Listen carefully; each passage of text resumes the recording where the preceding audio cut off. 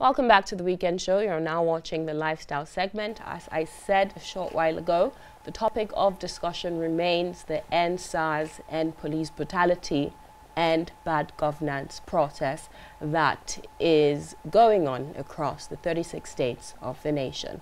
Joining us this morning to discuss this, we have Osai, Ojigho, the country director of Amnesty International, here with us, virtually actually. Also joining us is Chioma Agwuegbo, the founder of TechHa. Good morning, Osai. Can you hear us? Good morning. Yes, I can hear you.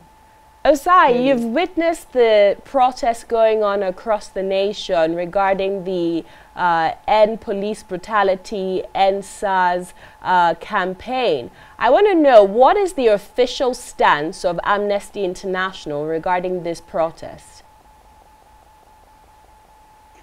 Thank you very much. I want to start first of all to just commend the protesters for their resilience and the fact that they've been able to hold on and continue to press for their demands. I think that's very commendable. Amnesty International has consistently supported the right of everyone to protest because it's very much linked to our right to freedom of expression, freedom of assembly and association. So it is one way through which people are able to bring to the public attention and to the attention of the authorities the issues that concern them. Osai, in I think 2016 or 2017, Amnesty International released a report which was titled "You Have Signed Your Death Warrant," which spoke to police brutality in Nigeria, and specifically SARS, and this was in 2017. What was that report about, and what has been achieved since then? So the report you referred to, "You Have Signed Your Death Warrant," was published in 2016. Yes. And it was the first time where we specifically zeroed our attention on SARS. Before then, we've written several other reports about police brutality in Nigeria. But the attention of Amnesty International was drawn to the brutal nature and the violence and the torture chambers that SARS was operating at the time. There were specific recommendations we made in that report regarding what needs to be done in order to ensure officers are put in check and that human rights violators are brought to justice. Sadly, that didn't happen. They didn't take on board many of those provisions, because that was what led to our latest report in June 2020, Time to End Impunity, where we now even expanded the research to show that even SARS has gone beyond the mandate of fighting anti-robbery and very serious crimes. And we're now involved in civil matters, and we're targeting young people and involved in extortion rings. So whereas between 2016 and 2020, one significant improvement was the signing and coming into force of the Anti-Torture Act 2017, since then, no officer of SARS or any police officer have been brought to justice for using torture in our country. So it really shows that if you don't punish people, they'll continue to do it. And the escalation we're seeing now, and the fact that people have said enough is enough, is because they're not seeing that their complaints are being addressed. Osai, Amnesty International reported that at least 10 people have died as a result of this protest across the nation. Can you confirm these numbers, and are there additional data and statistics that you can provide for us? Well, the information, we issued that release a few days ago, and we already understand now that there are even more deaths that have arisen due to some violence that's happened in Benin City. So we're constantly collating and updating those figures. And why we said at least 10, because those were the ones that were able to get some feedback to confirm. We believe the number is much higher. There are also people that are still missing. And until we have a transparent and open system whereby the authorities, and now it's not only just the police, but that the hospitals, the morgues are given the opportunity to actually come out publicly to share the information they have, we will always be working with estimates. We are hoping that one of the things that will come out from this protest and the interventions that government is doing is a deliberate attempt to ensure that information like this is not hidden and kept secret.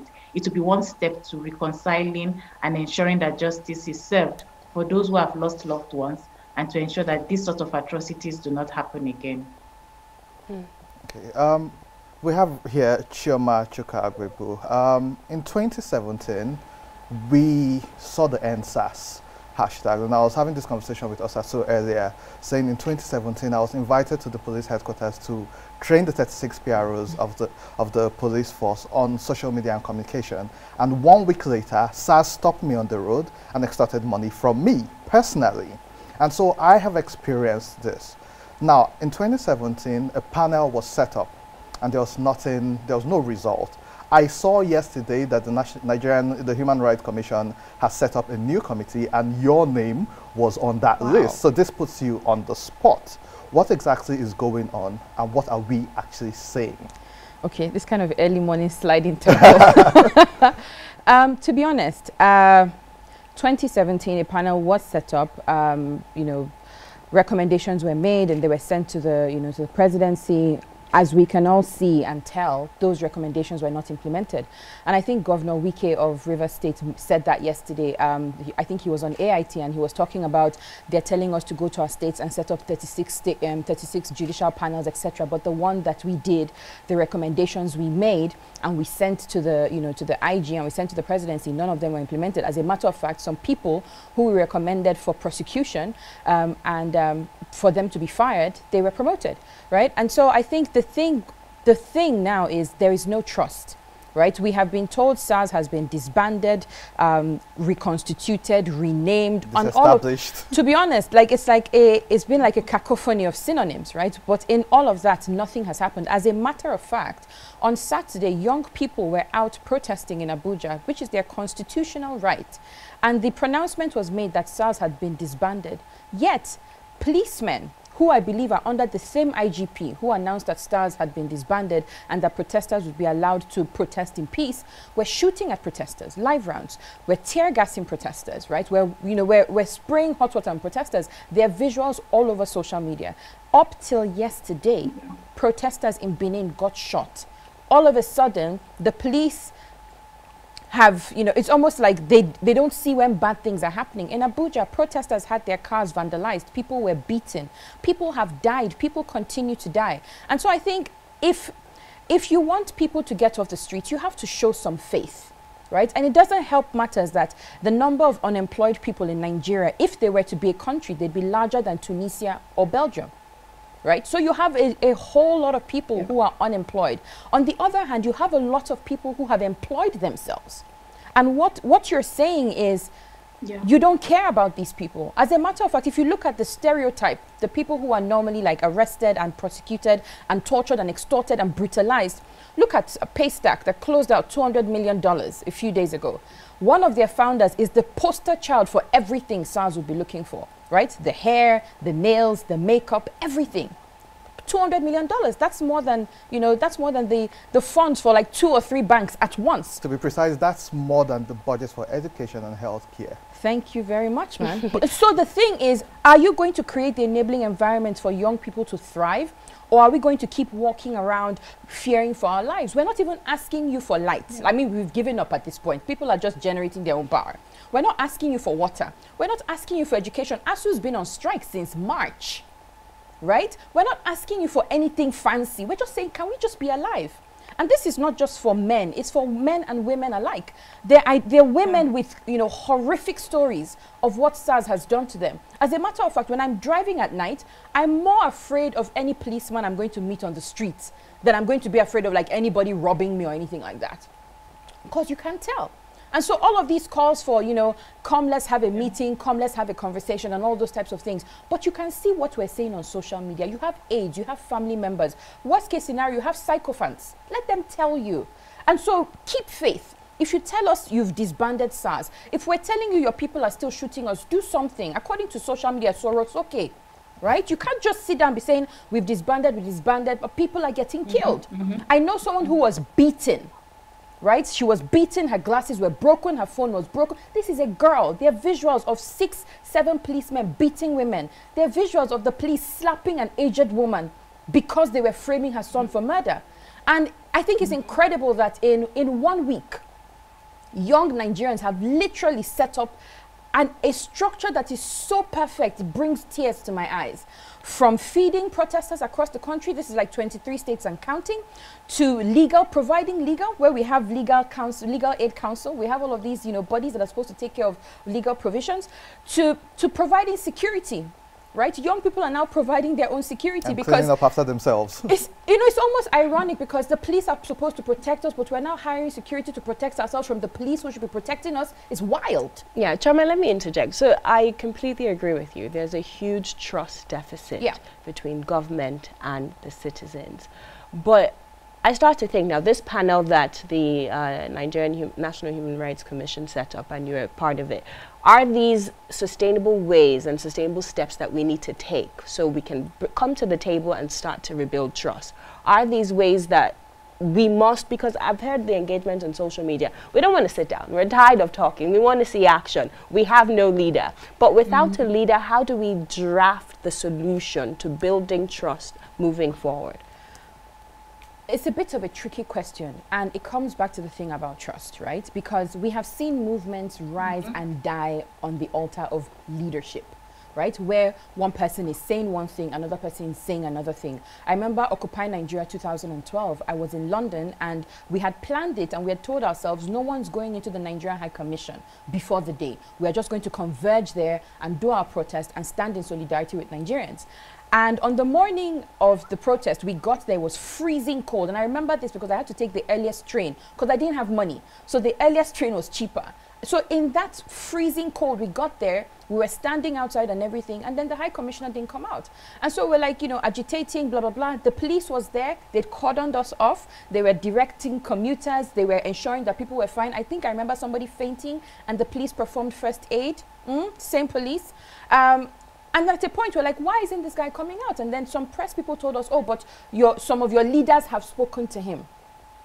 And I was furious because I was checking so many things, right? The class I had missed, the money I didn't have that I had spent, all sorts of things, because leaders had gone in. In Nigeria, right, the protests were taken over by a bunch of people. They had gone in for a meeting. By the next day, the army had blocked off the road because some people had settled. So I understand people's frustrations with any leaders. Don't stand in front of us. As a matter of fact, I dare say that the people who are purporting to stand as leadership now are not the people who are leading this protest.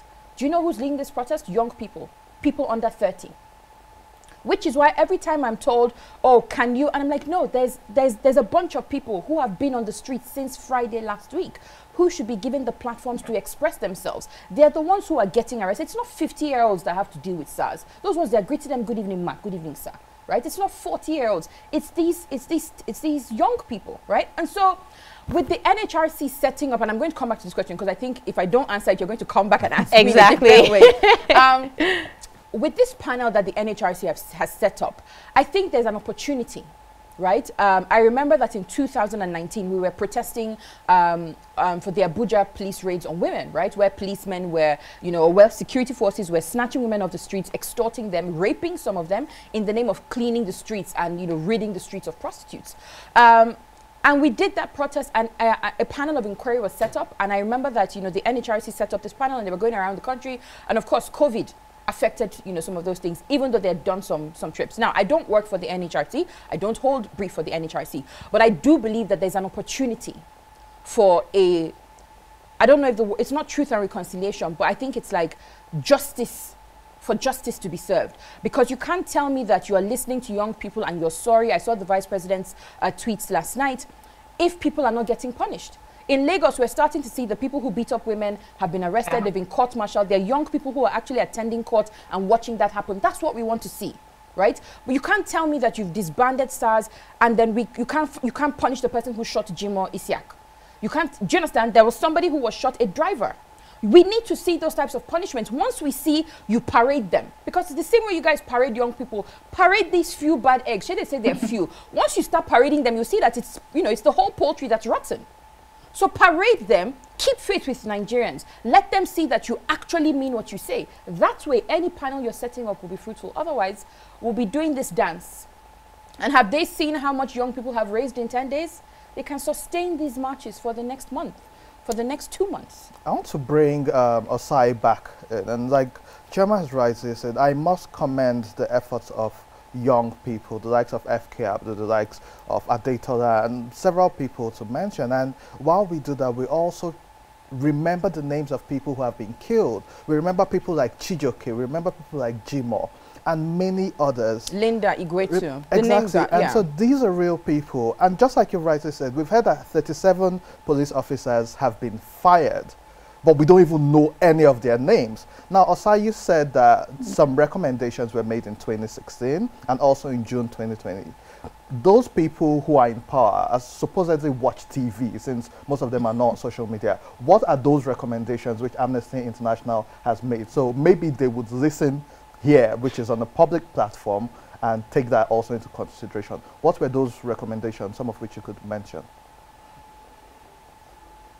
Some of our recommendations were directed as to how they could go about investigating the violators. And one of the clear things is that it has to be independent, because we think one of the things that we've struggled with in Nigeria is to find units to be able to punish one of their own. So we said set up independent panels, make sure they have all the support they need in order to carry out their role, and that after those investigations, make sure those who are found wanting are prosecuted in civil courts, because that is really essential. It's not enough for you to dismiss officers.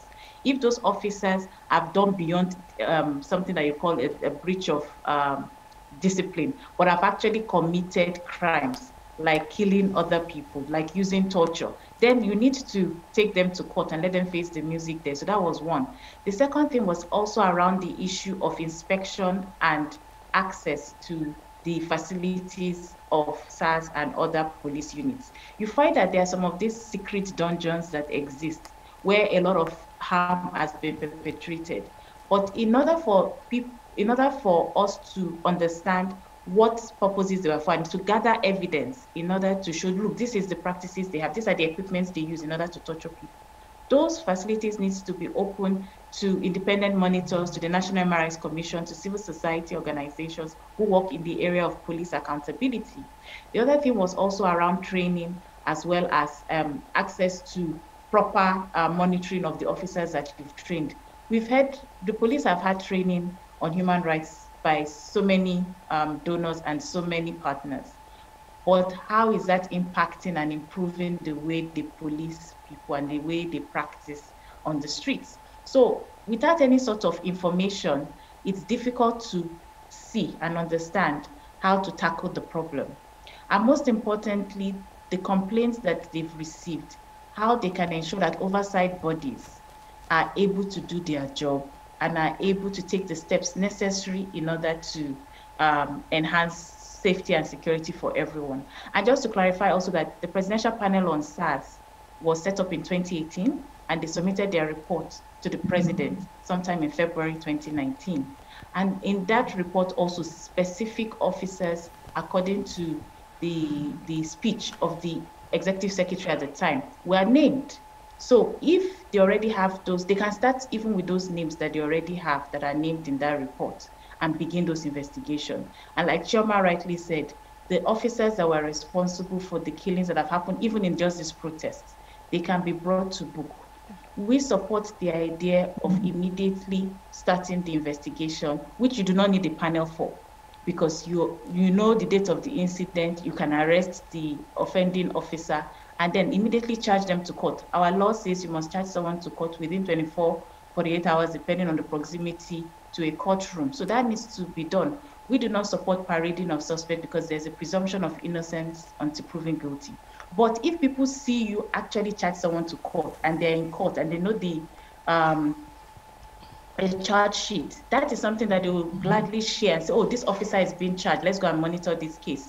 But that is not happening right now for many of the cases that have happened. And we would want government to do much more than just dismissing officers, but to follow it through. And most importantly, to also engage with the victims. Have you met with the victims' families? Have you spoken with them? Have you met with those who have visible scars, even disabilities, as a result of the torture they have survived in the hands of SARS and other police units? what are some immediate actions that government needs to take? Because some of these recommendations are long term. But, you know, from the Vox Pop we saw earlier, when I went out to the streets to speak to those protesting, there's so much agitation, there's so much anger, there's so much hurt. You know, we've shared some of the stories of the brutal killings of family members of the protesters. And when you hear these horrific stories, you understand why Nigerians are angry. You understand why they're so vexed by this situation. But I've also spoken to those in power, state governors, senators, and they're wondering, okay, if 5 out of 5 of your demands have been acceded to verbally, you know, why don't you give us some time to work towards implementing this? And as you said, there are immediate actions that we could take right now. So the government shouldn't be aloof, they shouldn't play deaf, you know, and you know, the protesters, I'm sure as you heard earlier, they are not willing to relent. They are not willing to sit back and go home. They claim they are unemployed, so they could put their mattresses out there, put their buckets, chargers, whatever, you know, they could stay there for as long as they need to, you know. So finally, what are some best practices for government? Because as Chioma said earlier, they're actually, policemen are coming out spraying live bullets at protesters. This is against their fundamental human rights. So what are some best practices that government must adopt immediately in order to quell the tension across the nation? Osai. So in the first place, it would be good if they have a timeline with specific cut-off points. You see, when you're engaging with people who have set up certain demands, it would be useful to say, okay, we've heard you. This is what we're going to do in this month. It's not enough to say we're going to stay by this date, we would have done that. If we've not done that, please, you can come back and report to so and so. This will be your focal point. This is the person that you need to send it to. This is the email address that you will need to send those complaints to, and we will give you a 24-hour turnaround time. If that does not happen, this is the next step you can do. Meanwhile, we'll do A, B, C, D, E.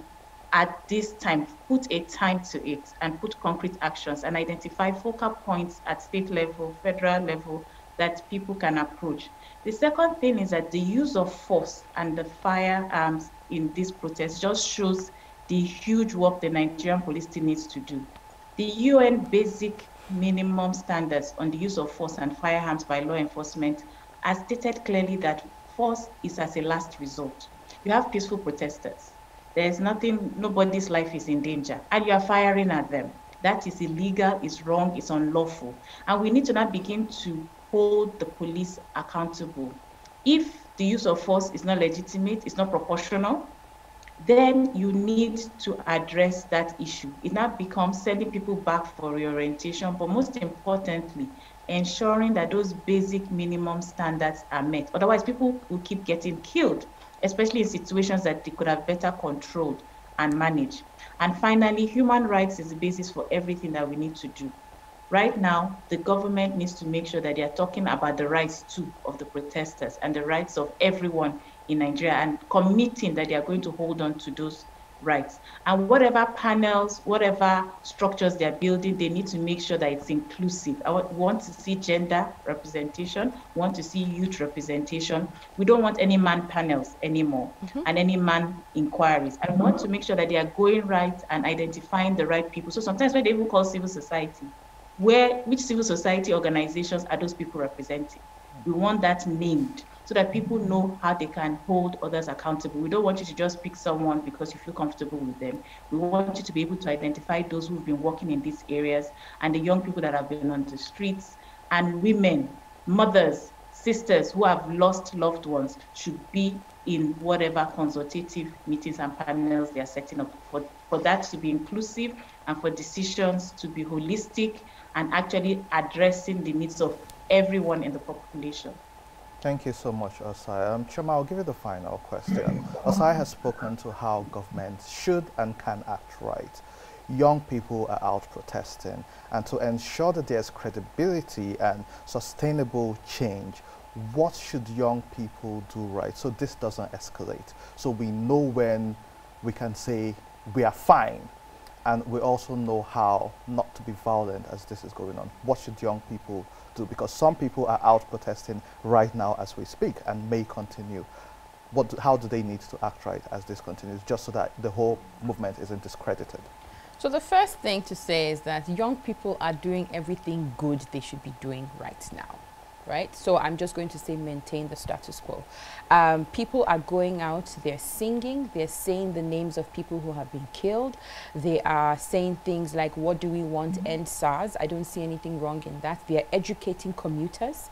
And I think it's really, really special to hear that even in the traffic, I hear that there was a gridlock yesterday for over 7 hours across the Lube, Jabi, Cytec axis. As they were explaining to people, people were like, this thing that you people are fighting for or asking for is legitimate. I've seen videos of taxi drivers saying, you know, they were asked to buy, by SARS, 15 liters of fuel because they'd searched their papers. And even though they had everything that they were supposed to have, they said, well, at all, na in bad pass, do something for us. And that do something is buying 15 liters of fuel, right? So young people are doing everything they should be doing at the moment. Yesterday, across the country, in several locations, candlelight processions held where the names of the dead were mentioned, where they were honored, where families, where people spoke about, you know, the things that had been done to them. I read stories online of a, you know, of a young girl whose brother was killed. There was a story of a young woman who was shot, you know, like a stray bullet, and she's been in a wheelchair since 2008. No justice. As a matter of fact, her family was intimidated. So young people are doing everything they should do. What we actually need to see now is action from the people we have elected to lead us. It's not outsourcing that leadership to young people in the name of, you know, young people should do this or young people should do that. No, young people are leading themselves and providing transparency, providing proactive accountability as much as they can in a perfect, very, very perfect, seamless fashion. With their disbursing funds, even in the light of hindrances that are now cropping up, you know, very suspiciously. Still able to manage the movement, still able to decentralize the movement in a way that people feel ownership and they're able to decide what they want to do. For instance, young people went to Okozo yesterday. They walked from Oka. It's an incredible distance. I'm from Anambra State. They walked from Oka to Okozo because there's a SARS office there that's notorious for human rights, you know, violations, right? And so these people are taking ownership of their issues. In Benin, they went to a police station that's notorious for human rights violations. And so I think that young people are doing everything that they need to do. There are pictures online of young people giving water and drinks and everything to policemen because we're not fighting them. Right? Young people are just saying, stop killing us, stop extorting us. I have a laptop, it doesn't make me a criminal. My hair is colored, it doesn't make me a criminal. I have an iPhone is not a gun. I'm just trying to survive in the light of all of the challenges that Nigeria throws up. Please do not kill me. And so if you're listening to that and your response to that is sending out armed men to shoot them, to tear gas them, to do this, to do that, to beat women up. There are videos online. There was a particular girl I saw who said when the policemen cornered her, she was begging them, please don't tear my clothes. But they tore her tights, they tore her shirt. A bit of her bra was torn. What kind of policing is that? How is the punishment for somebody protesting? You're stripping them. Why? Why is shame the go-to? So what else do you want young people to do? There's nothing else. They're doing every single thing right. They're not calling anyone names. They're not vandalizing property, even when they've had thugs, you know, sent to them. The thugs got beaten, yes, but then they were put inside ambulances and sent to hospital. And they were fed. I know people who, I mean, one time in Abuja, thugs came out, they fed them. Those thugs joined them because we're all hungry. We're all victims of this thing. And so we're saying to the federal government, show us faith. We're not seeing that faith yet. Some of the statements that have been made, if you look at the handles of some of these government officials, they made these statements in 2019. They made these statements in 2018. We're not children now. It doesn't make any sense. And so Osai is right in saying, show us something, give us dates. Tell us if you don't do this by this time, then you can come out again. But you can't just blanket say, sit down at home. Sit down at home and do what? Taxes have increased. Power has increased, right? Power tariffs have increased. People are without jobs. COVID has done us a big one, right? So what are they going home to? And then when they go out in the evening, I mean, I remember 2019, a core member was going out to buy Indomie and she was snatched off the street. They said she was a prostitute. She had her Indomie in her hand. No, I wasn't told. I spoke to her. I have pictures of her body on my phone, the way she was beaten up. She was just buying Indomie. They collected the Indomie from her hand. It doesn't make any sense. And so young people are just saying, stop killing us. If you see me on the road, leave me. Chioma, I think that's a great place to leave it. Thank you. Thank you so much, Chioma. Thank you so much, Osai. Trust me, we feel the same anger and frustration over these issues. And I hope we've been able to answer the questions of the older generation. Why are young people still out there despite the government's pledge to do more? We're saying enough talking, time to act. Yeah. Time to give us some action. Or else young people will still keep protesting. And remember, this started off as an end police brutality protest, but now it's about ending bad governance. Nigeria needs to work for all, irrespective of your social stratification. We'll take a short break right now. When we return, more on the subject matter.